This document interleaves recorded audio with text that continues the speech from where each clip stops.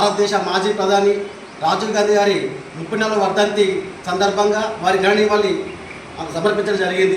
Akbarpet Bompelli Congress party ఆధ్వర్యంలో అతి పిన్న వయసులోనే భారతదేశానికి ప్రధానమంత్రి అయి గొప్ప సేవలు చేసిన గొప్ప వ్యక్తి రాజీవ్ గాంధీ గారు. ఇలా పిన్న వయసులోనే 18 సంవత్సరాలకు ఓటు హక్కు కల్పించిన వ్యక్తి. ఆనాడు మనకు 21 సంవత్సరాల ఓటు ఉండి 18 సంవత్సరాల ఓటు హక్కు కల్పించే గొప్ప వ్యక్తి రాజీవ్ గాంధీ గారు. అదేవిధంగా ఈరోజు మనము పంచాయతీరాజ్ వ్యవస్థను బీజం వేసింది రాజీవ్ గాంధీ గారు. ఆ పంచాయతీ వ్యవస్థ వల్ల గ్రామ స్వరాజ్యం కోసం మనం పోరాడుతున్నాము. గ్రామ స్థాయిలో లీడర్షిప్ తయారైందంటే ఇలా రాజీవ్ గాంధీ కృషి వల్లనే. ఇలా భారతదేశంలో ఐటీ రంగానికి పునాదులు వేసింది రాజీవ్ గాంధీ గారు.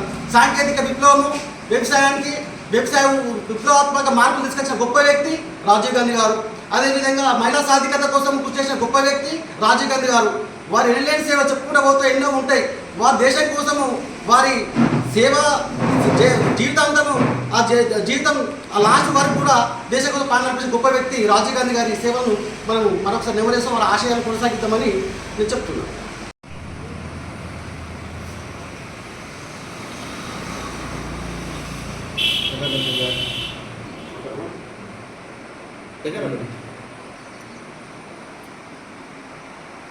అక్బర్పేట బొంపల్లి మండల కేంద్రంలోని కాంగ్రెస్ పార్టీ కార్యాలయంలో భారత మాజీ ప్రధానమంత్రి స్వర్గీయ శ్రీ రాజీవ్ గాంధీ గారి 34వ వర్ధంతి సందర్భంగా రాజీవ్ గాంధీ గారి చిత్రపటానికి పూలమాల వేసి ఘన నివాళులు అర్పించడం జరిగింది.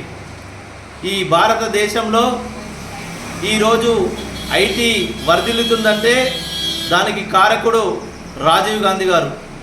రాజీవ్ గాంధీ గారు తెచ్చిన ఐటీ విప్లవం వలన ఈరోజు భారతదేశంలో ఐటీ వర్ధిల్లుతుంది.